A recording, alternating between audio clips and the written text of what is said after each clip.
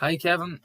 Could you just tell me, as a young black footballer playing and trying to make a breakthrough in football, would you have felt comfortable to speak to your coaches if you had any issues?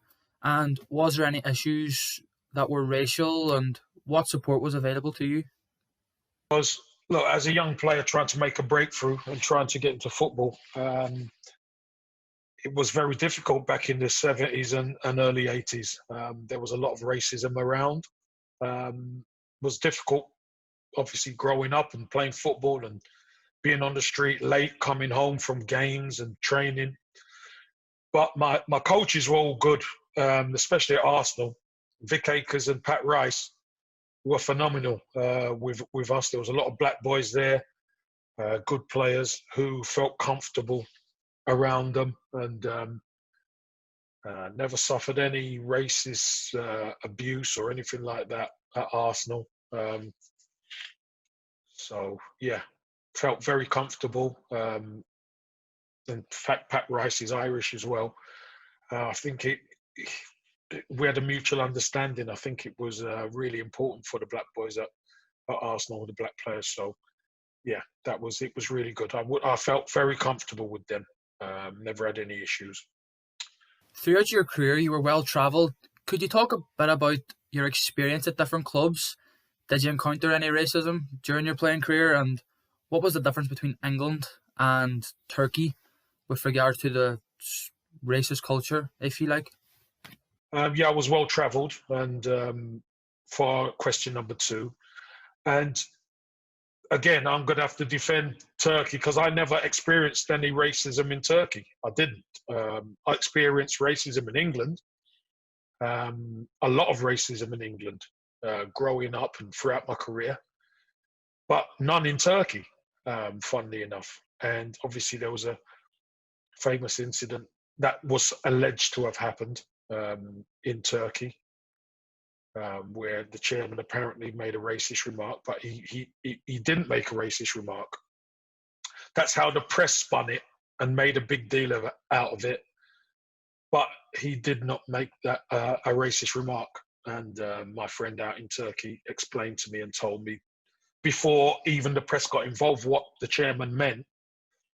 And I had no problem with it. It was fine. He was actually backing me. But once the press gets hold of it, it became an international incident. So I suffered a lot more, well, 100% more racism in England than I did in Turkey. Everton fans obviously love you and hold you very close to their hearts. Can you tell me briefly about your time at Everton and how quickly you settled on? Did you encounter any discrimination on the pitch or even in the changing room and what would be described as so-called changing room banter? Yeah, the fans at Everton loved me dearly and I loved the fans. And I settled in at Everton from minute one. Funnily enough, I made my debut in '88 against Everton, and there was a lot of racial abuse at Goodison Park. I got racially abused at Goodison Park before and during the game, not after, but before and during the game. I was warming up on the sideline and I got racially abused, etc.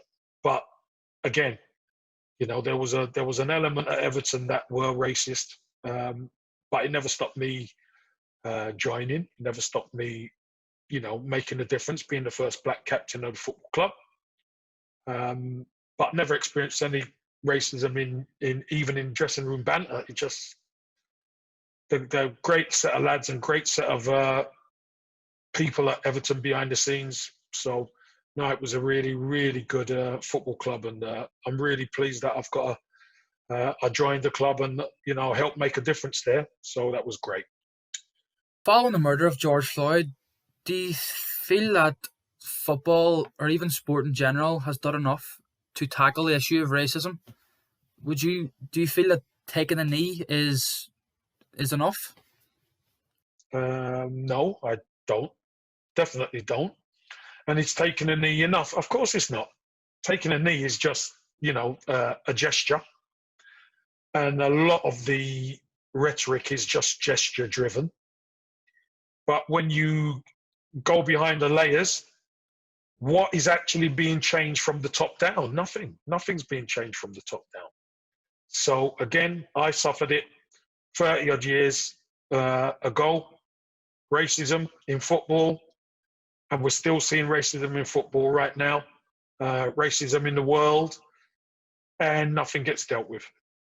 So the hierarchy stay the same, and nothing ever really gets done. So no, nobody's doing enough right now. So nothing's changed. Do you feel the Black Lives Matter movement have done a good job in bringing people together to fight racism, or do you feel that their message is dying down? Black Lives Matter movement is a slogan. That's all it is. It's a slogan, and people can either get behind it or not. But the key is racism. Racism will always be there. Racism has always been there before Black Lives Matter was even thought of. So, has it done a good job? I suppose it's done good bringing people together in a sense, yeah. And with awareness, but when you're actually black, it's not the slogan that matters. It's the actual racism that actually matters and what gets done about it. And the message will always die down. It will always die down because racism has always been there, but the slogans haven't. Now, it's easy for people to jump on a slogan for a bit, but over time, slowly but surely, it loses steam because the slogan isn't strong enough. The racism is. But we've seen it over the years that nobody is prepared to make the changes and tackle the racism part of it. So, to me, it's a throwaway. If people get behind it, great. If they don't, that's fine too, because the racism will always be there. Do you feel the FA diversity code is sincere? And do you think it will help bridge the gap for people who are categorised as BAME? Well, I don't even associate myself with that terminology, BAME. What is BAME? Nonsense to me. So I'm going to answer the second part first. I'm a black man, plain and simple. I don't want to be categorised and cobbled together with anybody else in another slogan like BAME. Nonsense, absolute nonsense. Don't like it, never have liked it, and I don't identify with it. And do I feel the FA diversity code is sincere? Well, what's just happened with the FA chairman resigning because of the language he used in an interview should tell you everything, shouldn't it? The FA is not diverse. They're not. And coming up with all these codes and all that, I've heard it all before. Show me action. Show me what you're actually doing. All this is just lip service as far as I'm concerned. Last question from me, Kevin. Do you feel Sky do enough themselves to combat racism and discrimination side by side?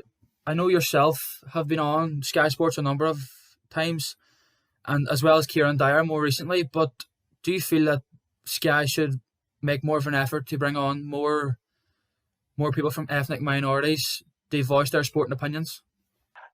No, there's enough. Listen, Sky, I don't think you can blame Sky for anything, really. Sky are just the